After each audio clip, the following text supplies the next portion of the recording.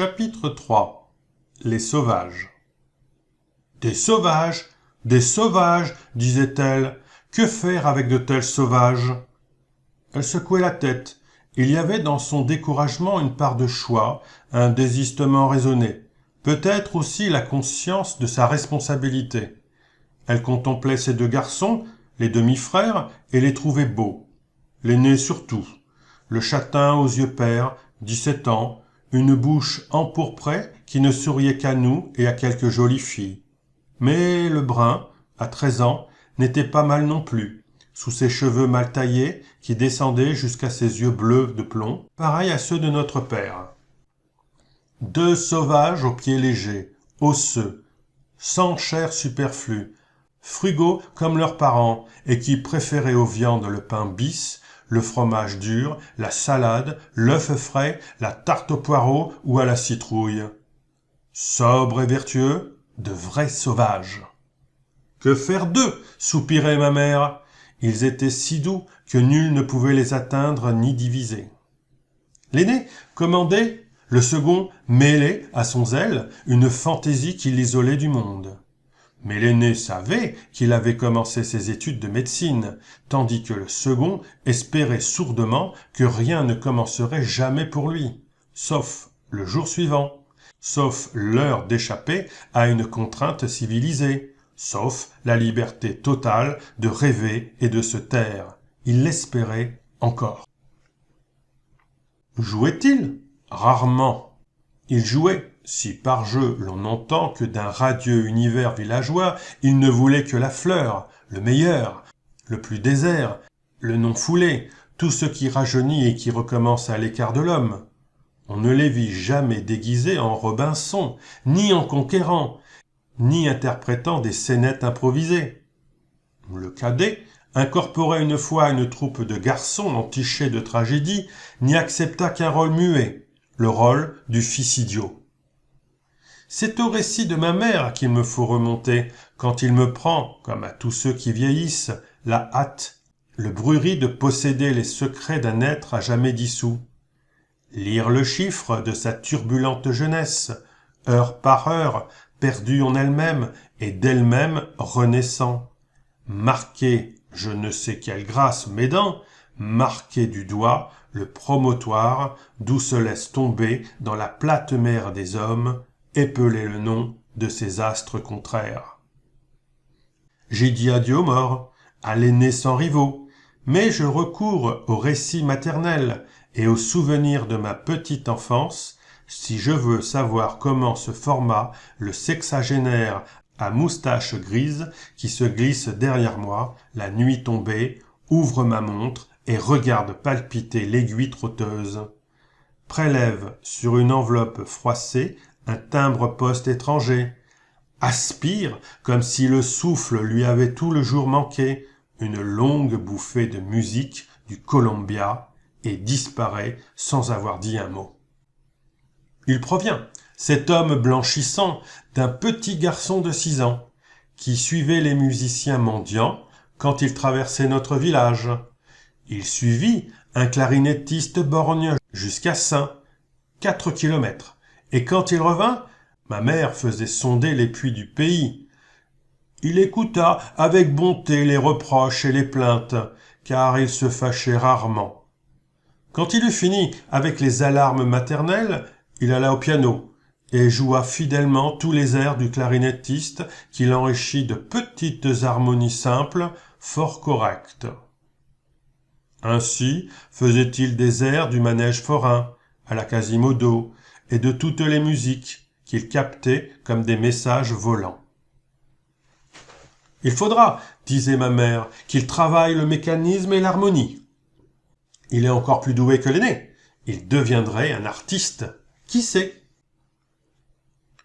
Elle croyait encore, quand il avait 6 ans, qu'elle pouvait quelque chose pour lui, ou contre lui. Un petit garçon si inoffensif. Sauf son aptitude à disparaître. Que pouvait-elle lui reprocher? Bref de taille, vif, très bien équilibré, il cessait miraculeusement d'être présent. Où le joindre?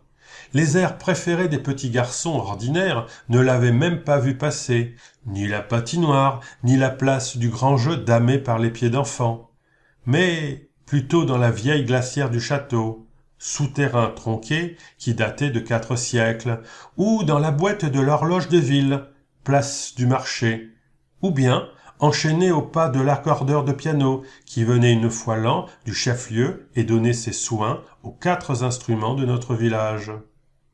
« Quel instrument avez-vous ? Madame Vallée va échanger son instrument ?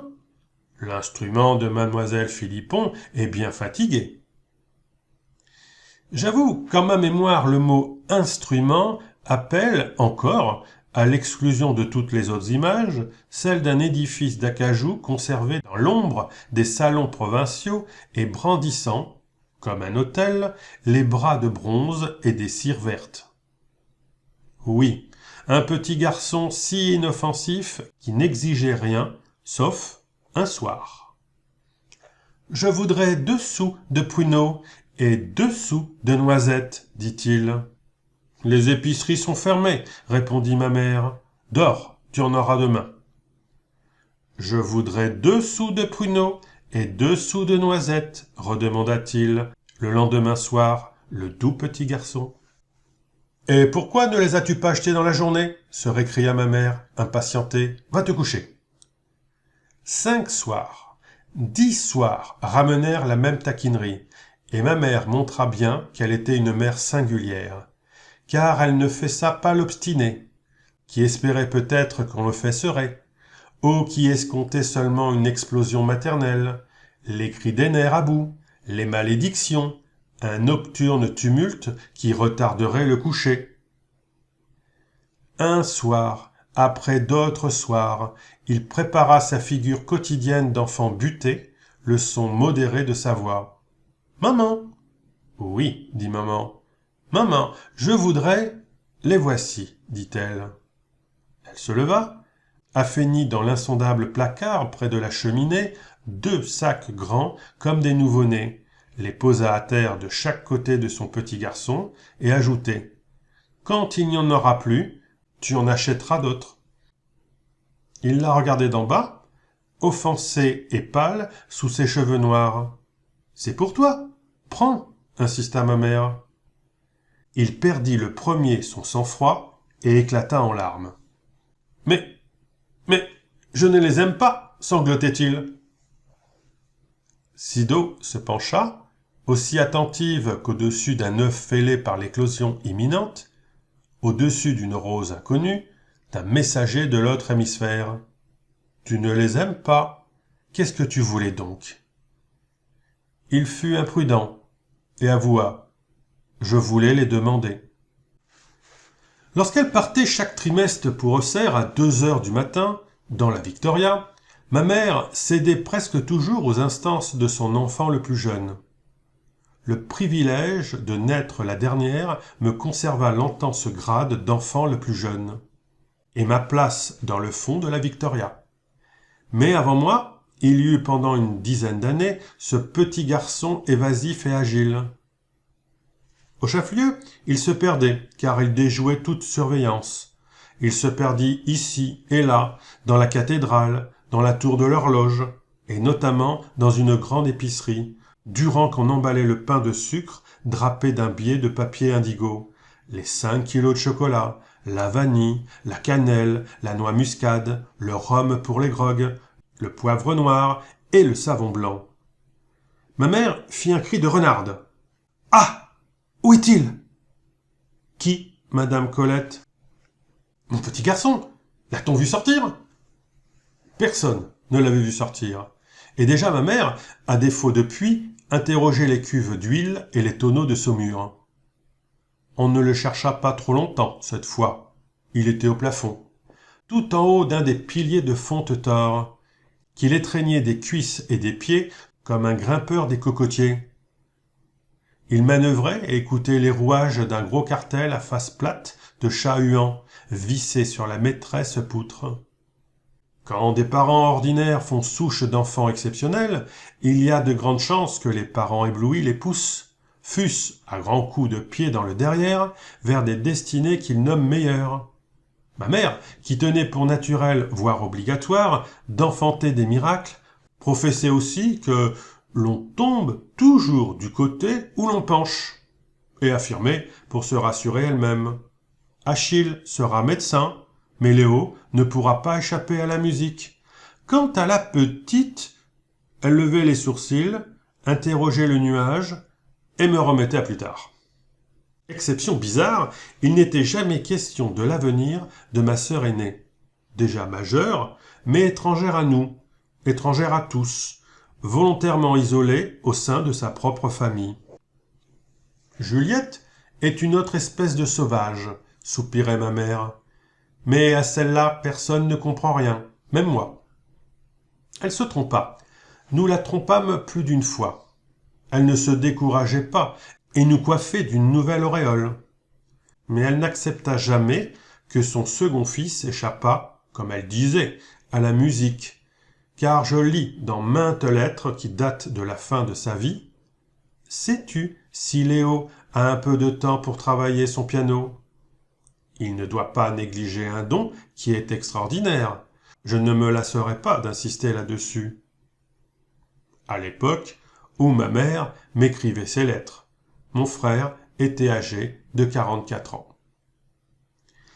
Il a, quoiqu'elle en eût, échappé à la musique, puis aux études de pharmacie, puis successivement à tout. À tout ce qui n'est pas son passé de sylphe. À mes yeux, il n'a pas changé. C'est un sylphe de 63 ans. Comme un sylphe, il n'est attaché qu'au lieu natal, à quelques champignons tutélaires, à une feuille recroquevillée en manière de toit. On sait que les sylphes vivent en de peu et méprisent les grossiers vêtements des hommes. Le mien erre parfois sans cravate et long chevelu. De dos, il figure assez bien par-dessus vide, ensorcelé et vagabond.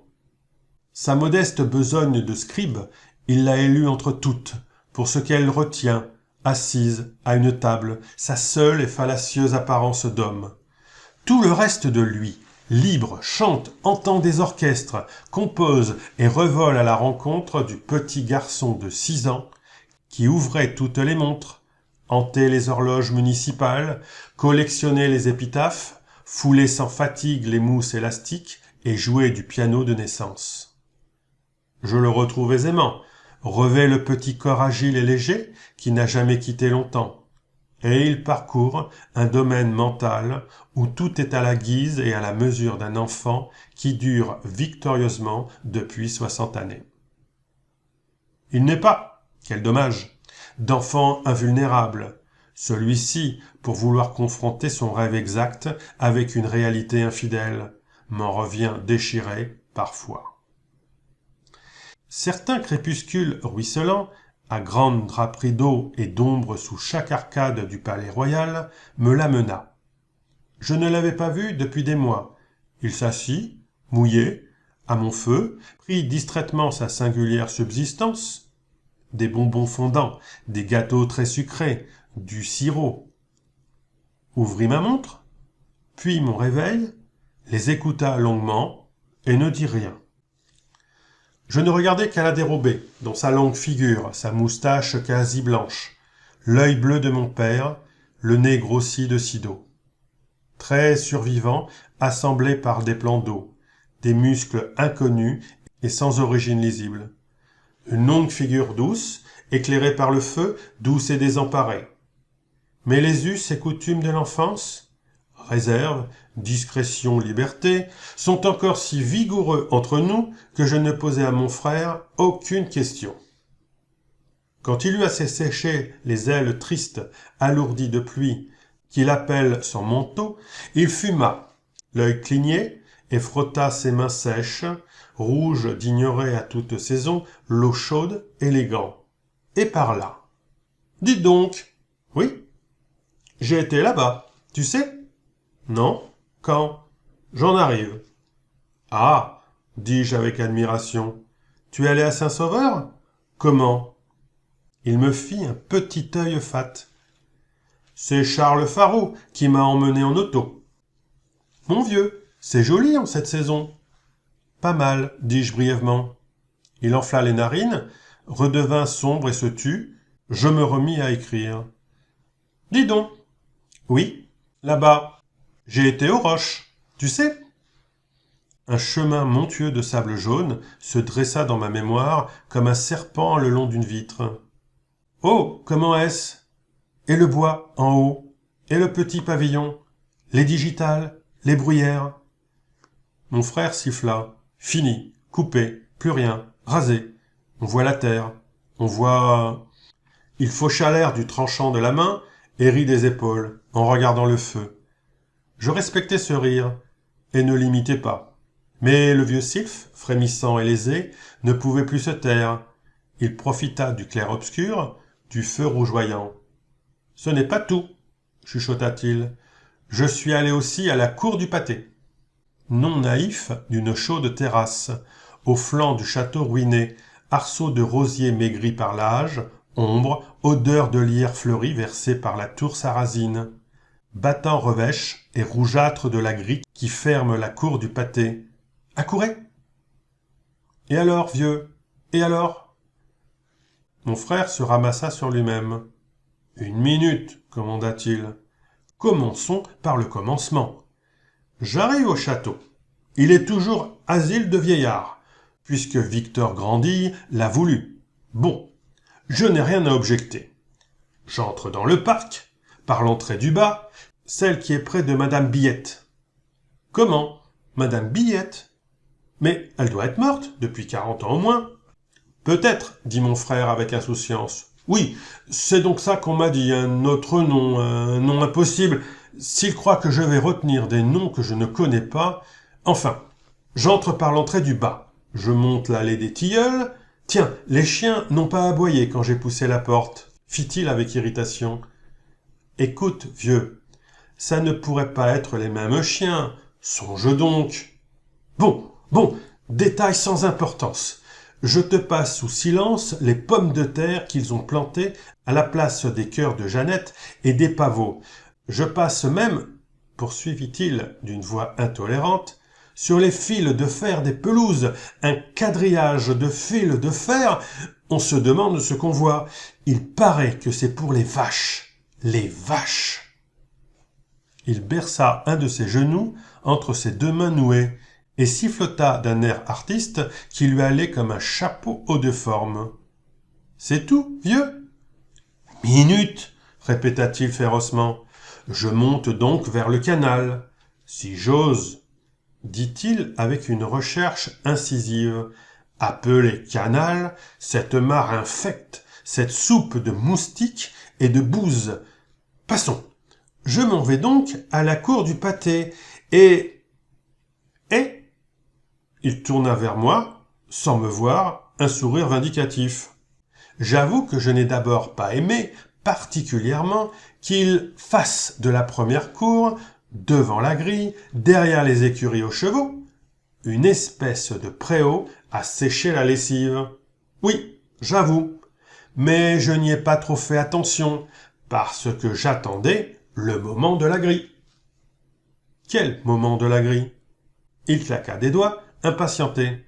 Voyons, tu vois le loquet de la grille?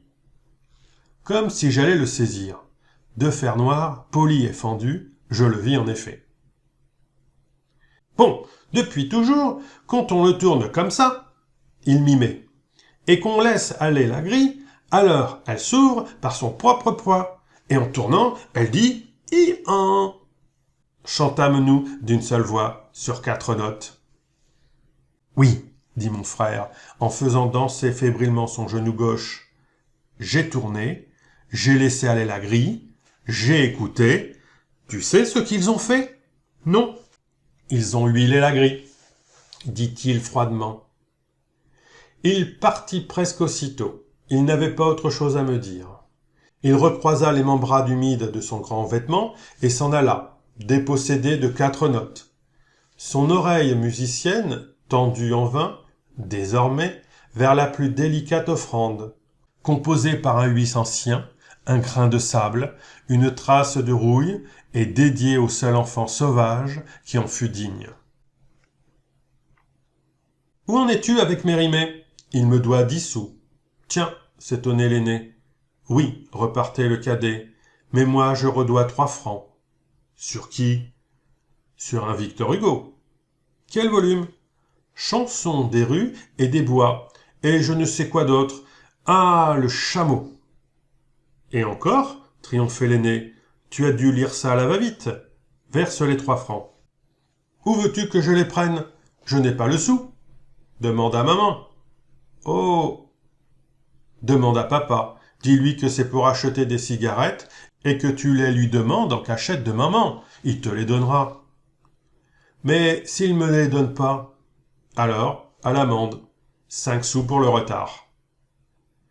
Les 2 sauvages, qui lisaient comme autrefois lisaient les adolescents de 14 et de 17 ans, c'est-à-dire avec excès, avec égarement, le jour, la nuit, au sommet des arbres, dans les fenils, avaient frappé d'interdit le mot mignonne, qu'ils prononçaient mignonne, avec une affreuse grimace tordue, suivie d'une imitation de nausée.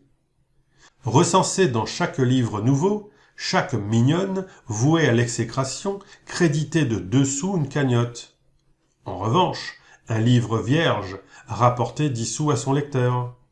Le contrat jouait depuis 2 mois, et l'argent, s'il en restait au bout du semestre, payerait des bombances, des filets à papillons, une nasse à goujons. Mon jeune âge, 8 ans, m'écartait de la combinaison.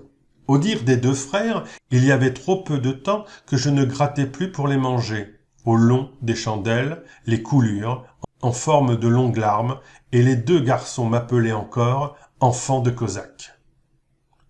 Pourtant, je savais dire « mignonne » en tordant la bouche, et m'efforçais ensuite de vomir, et j'apprenais à côté des romanciers selon les nouveaux statuts. « Dickens rend beaucoup », disait un sauvage. « Dickens ne devrait pas compter », rechignait l'autre, « c'est une traduction. Le traducteur nous empile. » Alors, Edgar Poe non plus ne compte pas.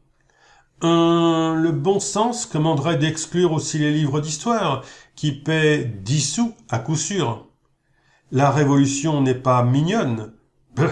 Charlotte Corday n'est pas mignonne. Mérimée devrait être exclue, en tant qu'auteur de la chronique de Charles IX. Alors, qu'est-ce que tu fais du collier de la reine ? Il joue. C'est du roman pur. Et les Balzac sur Catherine de Médicis ? Tu parles comme un enfant. Il joue. Ah non, mon vieux, permets. Mon vieux, je fais appel à ta bonne foi. Tais-toi, on marche dans la rue. Ils ne se disputaient jamais. Allongés sur la faîte du mur, ils y cuisaient au soleil d'après-midi, discutaient avec feu et sans injure, et me concédaient une portion de la dalle faîtière, doucement inclinée. De là, nous dominions la rue des Vignes, venelle déserte qui menait au jardin potager éparpillé dans le vallon du Saint-Jean. Mes frères se taisaient subtilement au plus lointain bruit de pas, épousaient le mur en s'aplatissant et tendaient le menton au-dessus de l'ennemi originel, leur semblable.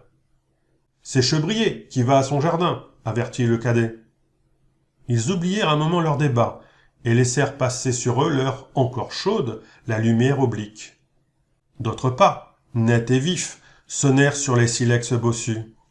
Un corsage lilas, un buisson de cheveux crépelés, d'un rose de cuivre, éclairèrent le haut de la rue. « Ouh, la rousse !» siffla le cadet. « Ouh, la carotte !» Il n'avait que 14 ans et voulait du mal aux filles, qui l'éblouissaient d'une lumière trop crue. « C'est Flore Chebrier qui rejoint son père, dit mon frère aîné quand l'or et les lilas s'éteignirent du bas de la rue. Elle a joliment changé. Son cadet, couché sur le ventre, posa son menton sur ses bras croisés. Il clignait par mépris et gonflait sa bouche, qu'il avait ronde et renflée comme les petites éoles des petites cartes marines. « C'est une carotte, c'est une rouge, au feu, au feu !» cria-t-il avec une grossièreté d'écolier jaloux. L'aîné haussa les épaules. « Tu ne t'y connais guère en blonde, dit-il. Moi, je la trouve mais très mignonne. Un gros rire de garçonnet, enroué de mue, salua le mot maudit que caressait la voix rêveuse de l'aîné, le séducteur aux yeux pères.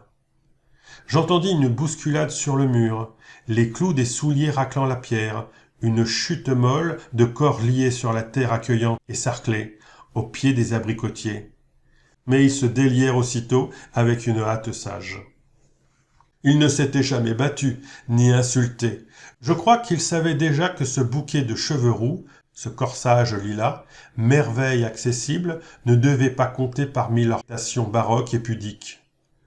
D'un pas bien accordé, ils s'en retournèrent vers les étaloirs de liège où séchaient les macarons, vers la construction d'un jet d'eau, vers un système d'alambic à distiller la menthe des marais, instrument capricieux qui enlevait au produit distillé le parfum de la menthe, mais lui laissait intacte l'odeur du marécage. Leur farouche humeur n'était pas toujours innocente. L'âge qu'on dit ingrat, qui étire douloureusement les corps enfantins, exige les holocaustes. Il fallait à mes frères une victime. Ils élurent un camarade de collège que les vacances ramenaient dans le canton voisin. Mathieu M. n'avait point de défaut, ni de grand mérite. Sociable, bien vêtu, un peu blondasse, sa seule vue échauffait mes frères d'une perversité comparable à celle des femmes enceintes. Aussi s'attachait-il avec passion aux deux sauvages fiers, chaussés de toile, coiffés de joncs et qui méprisaient ses cravates. L'aîné n'avait que rigueur pour ce fils de tabellion, et le cadet, par imitation et renchérissement, effilochait son mouchoir, retroussait son pantalon déjà trop court pour accueillir Mathieu M, ganté, qui descendait de son tricycle. « J'ai apporté la partition des noces de Jeannette », criait de loin l'infectueuse victime, « et l'édition allemande des symphonies de Beethoven à 4 mains. » Sombre, l'aîné, le barbare au frais visage, toisait l'intrus, banal enfant des hommes que rien n'obscurcissait, qui ne portait en lui ni vœu de solitude, ni intolérance, qui se troublait sous son regard et mendiait. « Tu veux faire un peu de 4 mains avec moi ? » ?»« Avec toi, non. Sans toi, oui. »« Je tournerai les pages, alors. » L'un soumis, l'autre inexplicablement malveillant et chargé de rage, il souffrait d'incompatibilité, mais Mathieu M, patient comme une épouse rudoyée, ne se lassait pas de revenir. Un jour, les sauvages prirent le large dès le déjeuner, ne rentrèrent que le soir, ils semblaient las, s'exciter, et ils se jetèrent tout fumant sur les 2 vieux canapés de reps verts. « D'où venez-vous dans cet état ?» demanda notre mère. « De loin, » répondit avec douceur l'aîné. « Mathieu est venu, il a paru surpris de ne pas te trouver. C'est un garçon qui s'étonne de rien. » Quand ils furent seuls avec moi, mes 2 frères parlèrent. Je ne comptais guère. Et d'ailleurs, ils m'avaient élevé à ne point trahir. Je sus que caché dans un bois qui surplombe la route de Saint-F, ils n'avaient pas, au passage de Mathieu, révélé leur présence. Je m'intéressais assez peu à ces détails qu'ils repassaient. Quand j'ai entendu le grelot de son tricycle, commençait le cadet, je l'ai entendu de plus loin que toi, bah. Pas sûr. Tu te souviens du moment où il s'est arrêté juste sous notre nez pour s'essuyer ? Il dialoguait presque bas, couché, les yeux au plafond. L'aîné s'agita. Oui, cet animal. Il regardait à gauche et à droite, comme s'il nous flairait. Ça, mon vieux, c'est fort. Hein ? C'est curieux. C'est nous qui l'avons arrêté en le regardant, hein ? Il avait l'air tout gêné, tout chose. Les yeux de l'aîné noircissaient. Ça se peut. Il avait sa cravate écossaise. Cette cravate-là, j'ai toujours pensé qu'elle serait cause d'un malheur. Je m'élançai entre eux, avide d'émotion. Et alors ? Quel malheur ? Ils me jetèrent tous 2 le plus froid regard. D'où est-ce qu'elle sort, celle-là ? Qu'est-ce qu'elle veut avec son malheur? Mais c'est toi qui viens de dire... Ils se redressèrent, s'assirent, ricanèrent de connivence. Il n'est rien arrivé, dit enfin l'aîné. Qu'est-ce que tu veux qu'il arrive? On a laissé Mathieu, et on a bien rigolé. C'est tout? Fis-je, déçu. Le cadet se leva d'un bond, il dansait sur place, et ne se possédait plus. Oui, c'est tout. Tu ne peux pas comprendre. On était là, couché, on l'avait au ras des mentons. Lui, sa cravate, sa raie de côté, ses manchettes, son nez qui reluisait. Ah, mon Dieu, c'était épatant. Il se pencha sur son aîné, le frôla du nez animalement. C'est facile de le tuer, hein? Rigide, les yeux fermés, l'aîné ne répondit pas. Et vous ne l'avez pas tué? M'étonnai-je? Ma surprise les arracha sans doute du bois obscur où ils avaient, invisibles, tremblé d'affût et de plaisir homicide, car ils éclatèrent de rire et redevinrent puérils à mes dépens. Non, dit l'aîné, nous ne l'avons pas tué. Je ne sais pas pourquoi, d'ailleurs. Ragaillardi, il entonna ses improvisations préférées, fille difforme du rythme et du vers, conçu aux heures où son esprit d'étudiant, rebutant le travail, s'accrochait sans le savoir au relief des mots qui détergeaient de leur sens. Ma petite voix lui fit écho. Je suis seul maintenant, à affirmer sur un air de polka. Un cachet de bazonato, ça fait du bien pour le mal à la tête. Un cachet de bazonato, ça fait du bien pour la métrite du col. Affirmation aventurée, contraire à toute thérapeutique, à laquelle je préférais, sinon la musique, du moins le texte d'une aubade connue. La baume analgétique du pharmacien Banguet est très distinguée. Quand on se l'applique, on se sent soulagé, lâgé. Ce soir-là, mon frère, encore exalté, chanta la nouvelle version de la sérénade de Severo Torelli. Nous n'avons pas tué Mathieu. Pour ce soir, ma brune, laissons vivre encore ce rival de la lune. Le cadet autour de lui dansait, radieux comme un Loresiano à son premier crime. Il s'interrompit et me promit avec gentillesse. On le tuera la prochaine fois. Ma demi-sœur, l'aînée de nous tous, l'étrangère, l'agréable laide aux yeux tibétains, se fiança, à la veille de coiffer Sainte-Catherine. Si ma mère n'osa empêcher ce mauvais mariage, elle ne fut pas ce qu'elle en pensait. De la rue de la Roche à la Gerbaude, de Bel-Air au Grand Jeu, on ne parla que du mariage de ma sœur. « Juliette se marie » demandait-on à ma mère. « C'est un événement. »« Un accident » rectifiait Sido. Certains risquaient, aigrement. « Enfin, Juliette se marie. C'est inattendu, c'est un peu inespéré. » Non, repartait Sido belliqueuse, c'est désespéré. Qui peut retenir une fille de 25 ans? Et qui épousera-t-elle? Oh mon Dieu, le premier chien coiffé. Au fond, elle prenait en pitié la vie, gorgée de rêves et de lectures effrénées de sa fille solitaire. Mes frères considérèrent l'événement du haut de leur point de vue personnel. Une année d'études médicales à Paris n'avait pas apprivoisé l'aîné, haut, resplendissant, et que le regard des femmes, quand ils ne les désiraient pas, offensait. Les mots cortège nuptial, frac de soirée, déjeuner dînatoire, défilé, tombèrent sur les deux sauvages comme des gouttes de poix bouillantes. « Je n'irai pas à la noce, » protestait le cadet, l'œil pâle d'indignation, et toujours coiffé à la malcontent. « Je ne donnerai pas le bras, je ne mettrai pas un habit à queue. »« Tu es le garçon d'honneur de ta sœur, » lui répondait ma mère. « Elle n'a qu'à pas se marier, pour ce qu'elle épouse. Un type qui sent le vermouth. D'abord, elle a toujours vécu sans nous, elle n'a pas davantage besoin de nous pour se marier. » Notre bel aîné parlait moins, mais nous lui voyions un visage de sauteur de mur. Son regard qui mesurait les obstacles. Il y eut des jours difficiles, des récriminations que mon père, soucieux et qui fuyait l'odorant intrus, n'apaisait pas. Puis les deux garçons parurent consentir à tout. Bien mieux, ils suggérèrent l'idée d'organiser eux-mêmes une messe en musique. Et de joie, Sido oublia pendant quelques heures son chien coiffé de gendre. Notre piano rocher prit le chemin de l'église, mêla son joli son un peu sec au bêlement de l'harmonium. Les sauvages répétaient dans l'église vide qu'ils verrouillaient la suite de l'Arlésienne. Je ne sais quelle Stradella, un Saint-Saëns dévolu aux fastes nuptiaux.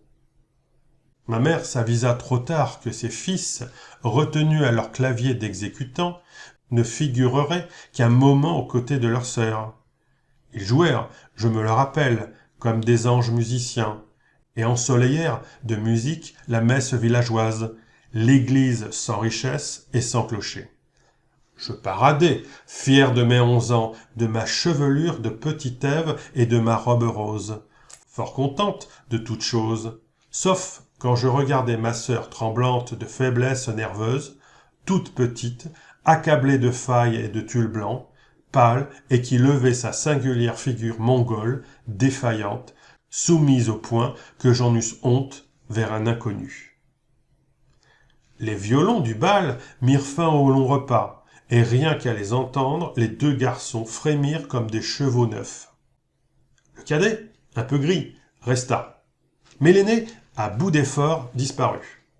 Il sauta pour pénétrer dans notre jardin, le mur de la rue des Vignes, erra autour de notre maison fermée, brisa une fenêtre, et ma mère le trouva couché quand elle rentra, lasse, triste, ayant remis sa fille, égarée et grelottante, aux mains d'un homme. Elle me contait plus tard cette petite aube poussiéreuse d'été, sa maison vide et comme pillée, sa fatigue sans joie, sa robe à devants perlée, les chats inquiets que la nuit et la voix de ma mère ramenaient. Elle me disait qu'elle avait trouvé son aîné endormi, les bras fermés sur sa poitrine, la bouche fraîche et les yeux clos, et tout empreint de sa sévérité de sauvage pur. Songe donc, c'est pour être seul, loin de ces gens en sueur, pour être endormi et caressé par le vent de la nuit qu'il avait brisé un carreau. Y eut-il jamais un enfant aussi sage? Ce sage, je l'ai vu 100 fois franchir la fenêtre, d'un bon réflexe, à chaque coup de sonnette qu'il ne prévoyait pas. Grisonnant, tôt vieilli de travail, il retroussait l'élasticité de son adolescence pour sauter dans le jardin, et ses fillettes riaient de le voir. Ses accès de misanthropie, encore qu'il les combattît, lui creusaient le visage. Peut-être qu'il trouvait, captif, son préau chaque jour plus étroit, et qu'il se souvenait des évasions qui jadis le menaient à un lit d'enfant où il dormait demi-nu, chaste et voluptueusement seul.